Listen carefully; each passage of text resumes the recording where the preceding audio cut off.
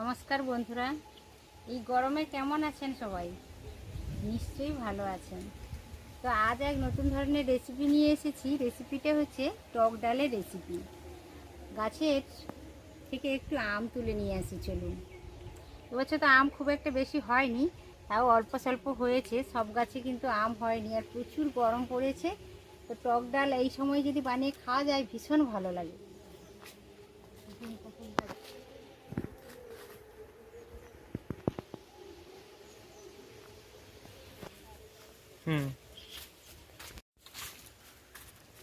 আমি তো আম তুলতে যাচ্ছি বন্ধুরা। আমাদের বাড়িতে একটা ছোট লিচুর গাছ হয়েছে, এই দেখুন।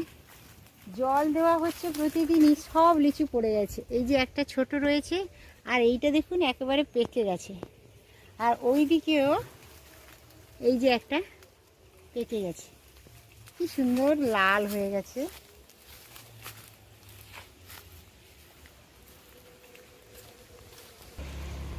এই যে ছোট একটা আম গাছ, তো খুব বেশি আম হয়নি বন্ধুরা, অল্পই আম হয়েছে।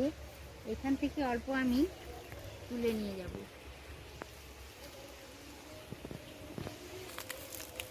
আম তুলতে এসেছিলাম, কিন্তু এই যে নিচে একটা আম পড়েই আছে।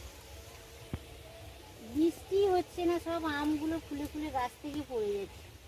এই দেখুন, এই যে একটা বড় আম পড়ে আছে। আর তাহলে গাছ থেকে তুলবো না, এইটা একটু দাগ হয়ে গেছে, এইটা কেটে রান্নাটা করব।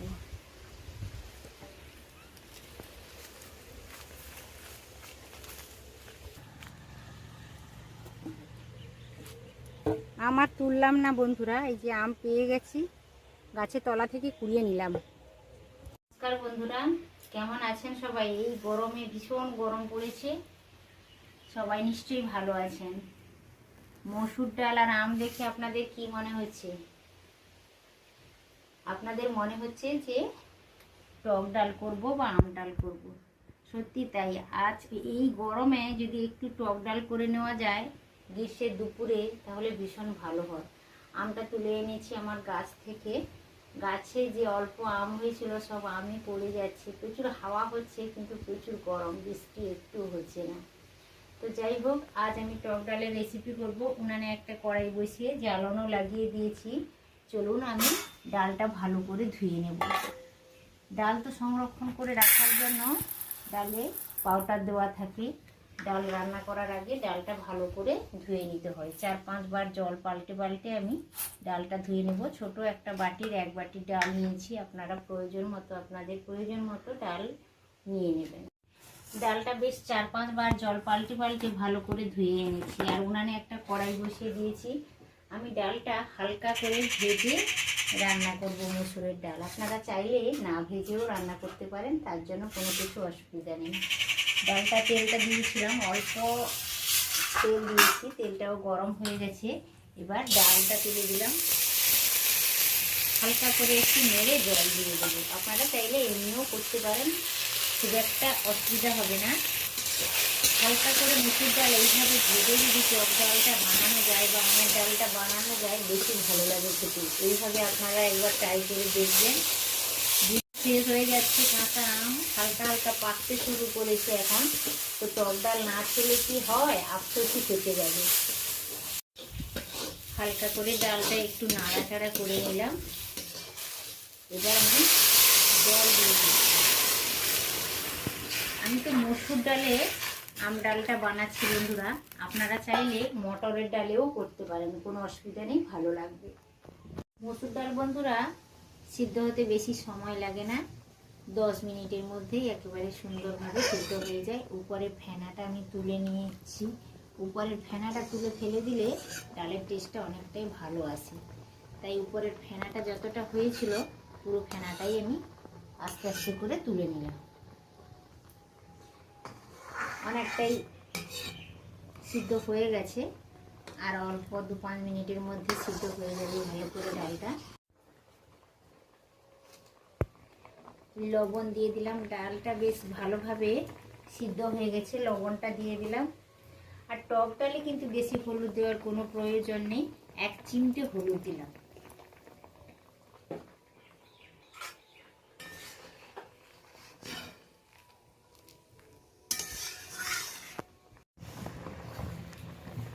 ডালটা ভালোভাবে কুক হয়ে গেছে। আমি একটা হাতা নিয়ে এইভাবে একটু ঘুটে নিচ্ছি।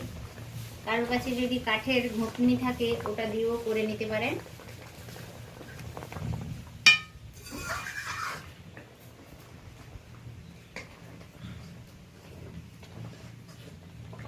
দুটো আম আমি এইভাবে কেটে রেখেছি, খোসাটা ছাড়িয়ে এইভাবে কেটে রেখেছি। ডালটা ভালোভাবে কুক হয়ে গেছে, এবার আমটা দিয়ে দিলাম। গ্রীষ্মকালে টক ডাল না খেলে আফসোসই থেকে যায়। আর তৃপ্তি করে এইভাবে ডাল বানিয়ে খান। আম ডাল বা টক ডাল দারুণ লাগবে।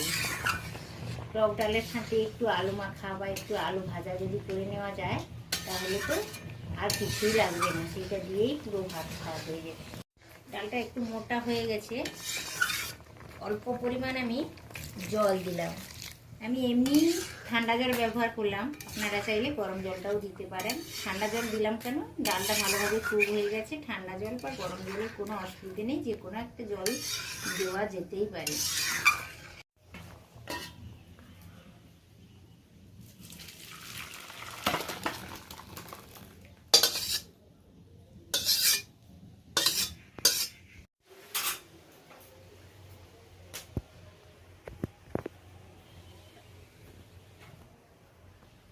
দুটো শুকনো লঙ্কা নিয়েছি, আধা চামচ নিয়েছি কালো সর্ষে, আর আধা চামচ নিয়েছি পাঁচ ফোড়ন, আর দুটো শুকনো লঙ্কা।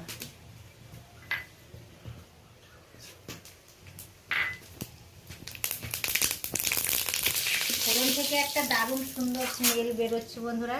এই পর্যায়ে আমি ডালটা ঢেলে দেব।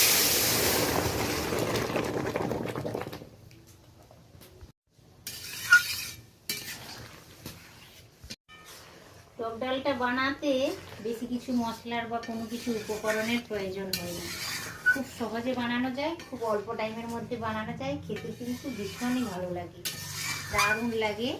মুখের স্বাদ ফেরাতে এইভাবে গ্রীষ্মের দুপুরে টক আমের টক বা আম ডাল বানিয়ে খান, ভীষণ ভালো লাগবে। রেসিপিটা একেবারে রেডি হয়ে গেছে বন্ধুরা, এখন আমি নামিয়েও নেব।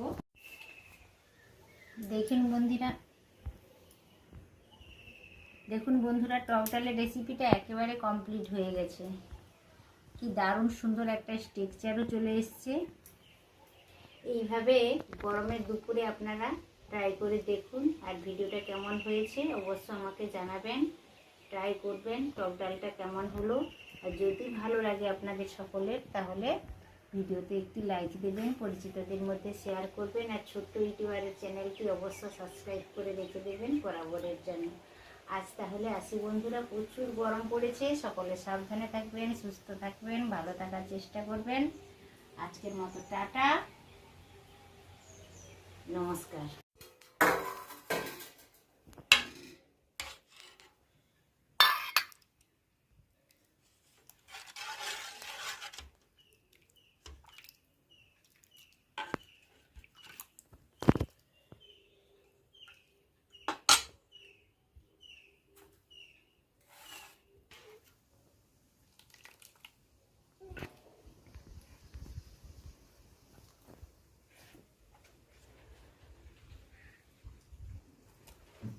ভালো হয়েছে।